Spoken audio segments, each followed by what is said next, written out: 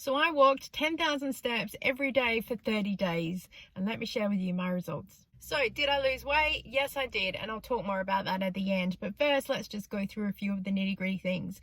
So because I am terrible at keeping notes, I was video vlogging as I was walking, and you can see all the videos that I did and follow along when I had my thoughts, and I literally just talked to the camera because I figured that was the best way, and it got people following along with my journey, which worked out really well. So why did I decide to do this? Well, I literally woke up one day and went, hey, do you know what would be a really good idea?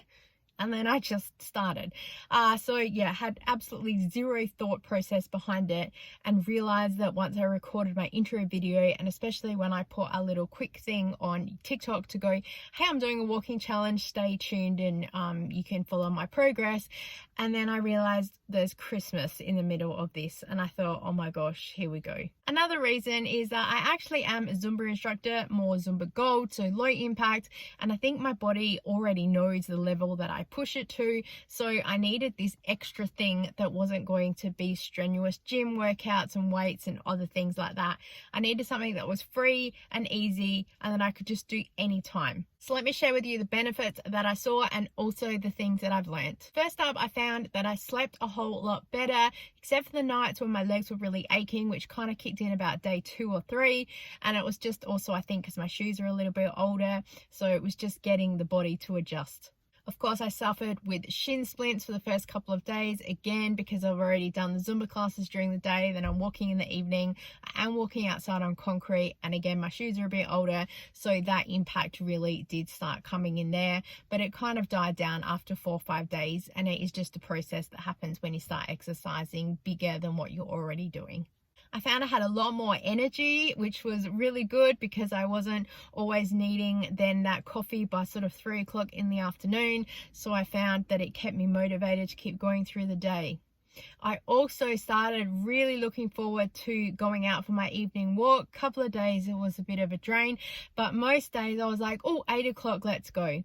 Because I am so fair, I don't walk during the day. I wait till it's late evening. So that is probably one of the things I struggled with the most, because I was having to do dinner and clean up and everything else and then head out. So most nights I only had an opportunity to do about 45 minutes to an hour before it started getting really dark and a little bit scary out there. I was less hungry as well, which was a benefit, because usually the more you exercise, the more you want to eat.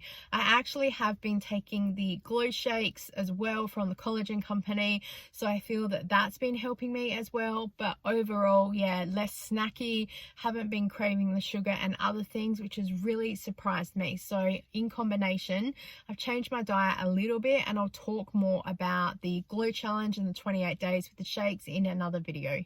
Also, my goal was to do 10,000 steps on their own, so the evening walk, on top of what I've already done for Zumba. So some days my step count was up around 16,000, because with the Zumba class I can do about 4,000 or 5,000 depending on where I am and what's going on.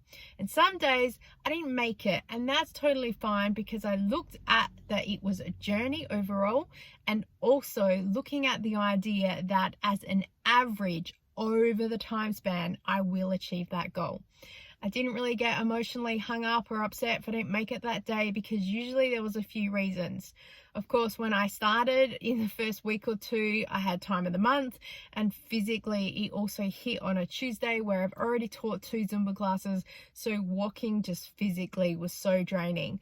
And I didn't really go hard on myself. I just walked for a little bit to kind of get my body moving and to also do the wind down after Zumba, and then I just called it a day. And that's the thing, I've really learned to listen to my body. So you can see here by the chart that I have that I've calculated how many steps that I did in the Zumba class, then how many I walked, and then in Excel, of course, had a little calculation going, and then it calculated for me how many steps that I had done for the 10,000, and if I had a positive or a minus balance, and then what an average was with kilometers walked. And yeah, the red numbers, as you see, are the days that I didn't hit the 10,000 on their own. But as you can see right down the bottom, because I basically took off Christmas Day and Boxing Day, I did a 2 days extra steps so I could wrap this up for 2023. And overall, I accomplished all of my steps, and on average every day individually walking was 10,000 steps, and I've got a little bit left over there as well. It's not a lot, but hey, every step counts. So what did I learn? Number one, walking inside is boring. Some days it was absolutely pouring with rain, and if I had the opportunity to be inside after Zumba class, I would walk around the hall, but it got boring really quickly, so I kind of either just headed out with an umbrella or just waited for the rain to pass.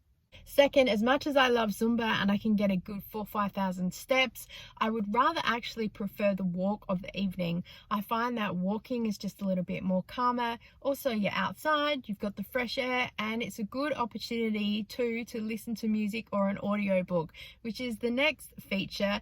Get a good audiobook because it really will help you.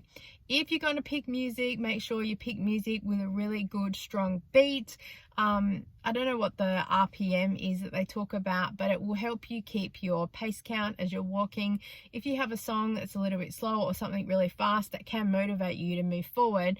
But yeah, sometimes if you're walking with the music, it really can determine your step. I find an audio book, that way I can kind of step as I want to go while also listening to that. Shopping actually doesn't give you as many steps as what you would think. I actually wear my Fitbit around my bra strap, so that's got the momentum of me moving rather than on my wrist, because if my wrists are holding a shopping trolley, it doesn't register anything at all.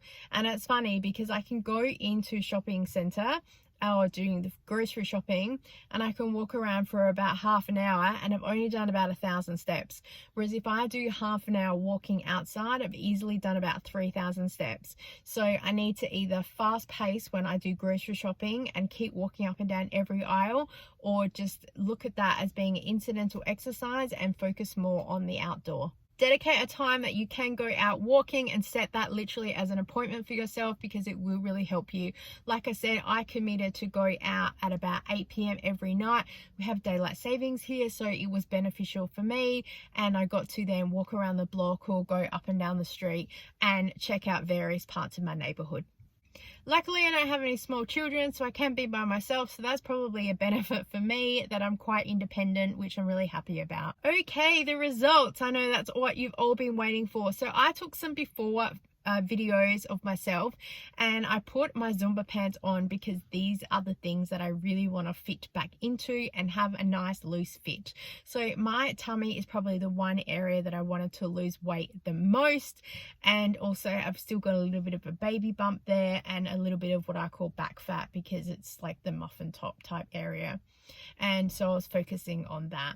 My after shots, in all honesty, they don't look that good. I don't know whether it was because the camera was at a different angle that day or whatnot, but yeah, I can see that I have lost weight around my tummy, which is good, and the baby bump is a little bit less, and there's dramatically less back fat, and I can see my arms are a little bit less, and I've lost a lot of weight from sort of just underneath my boobs to sort of where the baby bump is. So I'm starting to get that curve figure in. So I'm really happy with that. I have lost 3 kilos in the 30 days that I've walked, and I've also lost a total of 5 centimeters all over my body. And while that's not a lot, something is better than nothing. And I've lost, as I said, most of my weight between the boobs and my sort of baby bump. And I didn't measure that bit at all, but that is where I've lost majority of weight. I definitely feel like I've lost weight in my face as well. I feel that I can see that pretty good. And yeah, like I said, motivation and energy levels, I feel like are right up there. And I'm sleeping better as well. So I think overall for 30 days, it was a positive effect, and also it's encouraged a whole lot of other people to jump in there. So as you probably see on our YouTube page as well, we are doing a community walking challenge. You can check that video out. and we're just having fun for the month of January and walking, and we're going to add all our numbers up and then walk together. And I've also had other people contact me looking at doing other collabs down the track for walking and fun things like that, so that's really good opportunity. You can check out the walking vlogs as I talked about for more details. Thank you so much for watching. I so appreciate you being here, and I look forward to seeing you next time. Bye.